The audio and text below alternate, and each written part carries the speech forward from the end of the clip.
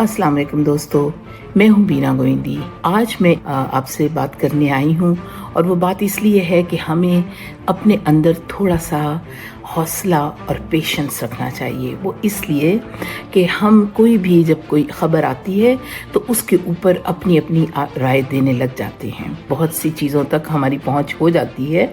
Being a YouTuber हम ये देखते हैं कि हम बहुत हद तक पहुँच जाते हैं।